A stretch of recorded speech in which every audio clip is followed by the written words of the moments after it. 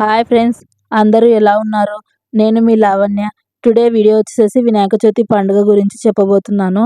మా ఇంట్లో ఏ ఏ వంటలు చేసుకున్నాము, బ్రాహ్మణుల వారు వచ్చి మాకు ఏ విధంగా పండుగ జరిపించారని అయితే చెప్తాను. ఇప్పుడైతే నేను ఉండ్రాళ్ళ నైవేద్యం కోసం ఉండ్రాళ్ళు, అదేవిధంగా అందులో మనం వేయడానికి రోలు, రోకలి, పలక, బల్పము, ఉండ్రాళ్ళ సద్ది మూట అయితే మనం చేసుకుంటాం ఫ్రెండ్స్. ఈ విధంగా మనం నైవేద్యంలో వేసి వినాయకుడికి, గౌరీదేవికి అయితే మనము నైవేద్యం పెట్టాలి. నెక్స్ట్ మనము 5 రకాల పండ్లు, 5 రకాల పువ్వులు, 5 రకాల కర్జికాయలు అయితే తయారు చేసుకోవాలి. తర్వాత 11 రకాల నైవేద్యాలు తయారు చేసుకోవాలి. వినాయకుడికి అయితే మొత్తం అన్నీ తయారు చేసినవి 21 కావాలి. స్వర్ణగౌరి దేవికి అయితే 16 రకాలు కావాలి. స్వర్ణగౌరి నోములు నార్మల్గా అందరికీ ఉండవు ఫ్రెండ్స్. అందరికీ శ్రావణ శుక్రవారము ఇవి వరలక్ష్మి పూజ ఎక్కువగా ఉంటాయి, కానీ ఇవి స్వర్ణగౌరి దేవి నోములు అనేది సాంప్రదాయం ఉన్న వాళ్ళు ఎక్కువగా చేసుకుంటారు. మాకైతే ఈ సంవత్సరం మొత్తంలో నోములు నోచుకునేదంటే ఇదొక్క పండుగనే మేము నోములు నోచుకునేది. దీనికి మనం ఆసనం కోసము అమ్మవారికి, అలాగే వినాయకుడికి మర్రి ఆకులతో నైవేద్యాలకి మర్రి ఆకులతో నేనైతే విస్తరాకులు అయితే రెడీ చేశాను. ఇప్పుడు మనం పూజకి బిల్వపత్రి, నేరేడు, మారేడు, నెలవంక పువ్వులు, తుమ్మి పువ్వులు, తులసి, పారిజాతం, తెల్ల జిన్నేడు, జమ్మిపత్రం, బిల్వపత్రం, గౌరీ పూలు, జామాకులు, దానిమ్మాకులు, రాగి ఆకులు, గరిక, ఉత్తరేణి, మర్రి ఆకులు, కామకస్తూరి, మల్లెపూలు, గులాబీలు, చామంతిలు అన్నీ కలిపి అయితే మనం 21 రకము కలిపి మనమైతే పూజ చేసుకుంటాం ఫ్రెండ్స్. ఇది నీట్గా క్లీన్ చేసి నేనైతే ఇవన్నీ కవర్లలో పెట్టేశాను. మా బ్రాహ్మణుల వారు వచ్చినప్పుడు తీయడానికి వీలుగా ఉంటుందని. ఏమీ లేకపోయినా మనస్ఫూర్తిగా గరికతో పూజించినా చాలు, ఆ వినాయకుడు ఎంతో సంతృప్తి చెందుతాడు. ఇక్కడైతే కర్జికాయల కోసం పుట్నాల పప్పు, పల్లీల పప్పు, నువ్వు పప్పు, బెల్లం, కొబ్బరి చేస్తున్నాను. మళ్ళీ తర్వాత ఇంకొక నైవేద్యం కోసం అయితే పూర్ణం కర్జికాయలు తయారు చేస్తే 5 రకాలు కంప్లీట్ అవుతాయి ఫ్రెండ్స్. ఇవన్నీ మనము పండుగ రోజు చేసుకొని దేవునికి నైవేద్యంగా పెట్టుకోవాలి. మనం 16 రకాలలో 5 రకాలు వినాయకుడికి పెడితే 21 రకం కంప్లీట్ అవుతుంది. తర్వాత మనము గౌరీదేవికి గోధుమ రవ్వ పరమాన్నం పెడతాము. ఇప్పుడు వచ్చేసేసి మార్నింగు ఇది ఇలా ఈ విధంగా అయితే నేను ఇంకా తెల్లారలేదు. ఈ విధంగా అయితే నేను ముగ్గు వేసుకున్నాను ఇంటి ముందు. పదండి మా ఇంట్లో పండుగ ఏ విధంగా చేసుకున్నామో ఇప్పుడు మీకు చూపిస్తాను. Let's start the video. Channel కొత్తగా ఎవరైనా చూస్తున్నట్లయితే ఛానల్ సబ్స్క్రైబ్ చేసుకోండి ఫ్రెండ్స్.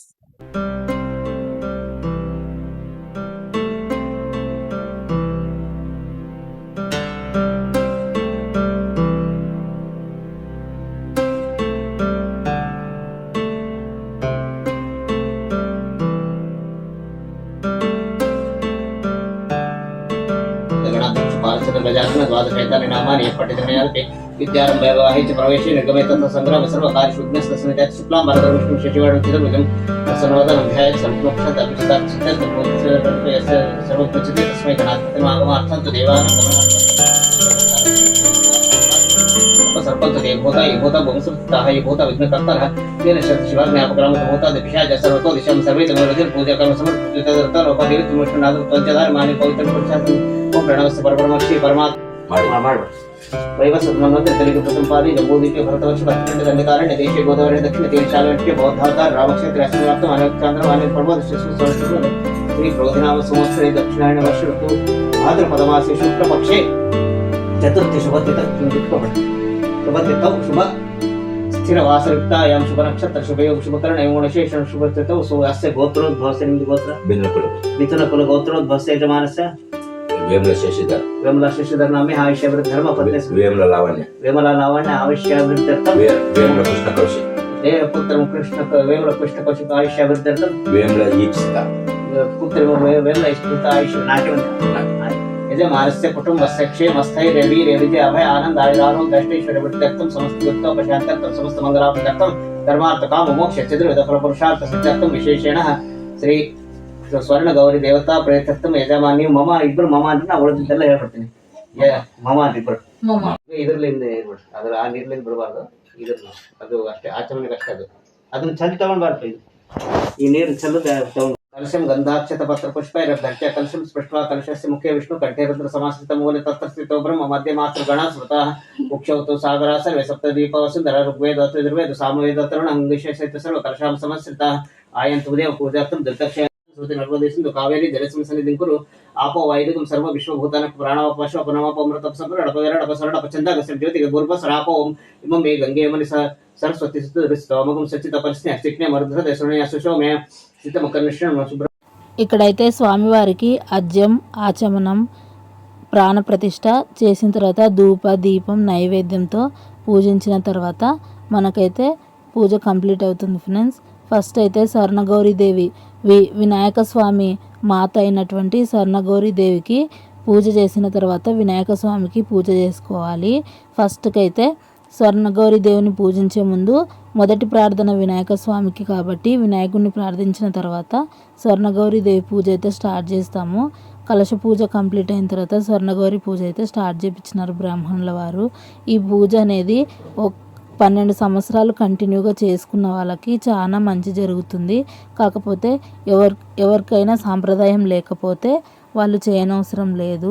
ఎవరైనా వాళ్ళు చేసుకోవడానికి వీలు కాకపోతే వేరే వాళ్ళు చేస్తుంటారు కదా, వాళ్ళ దగ్గరికి రవిక కొబ్బరి దారము ఇచ్చి మనకైతే పూజ చేసుకోమని చెప్పొచ్చు.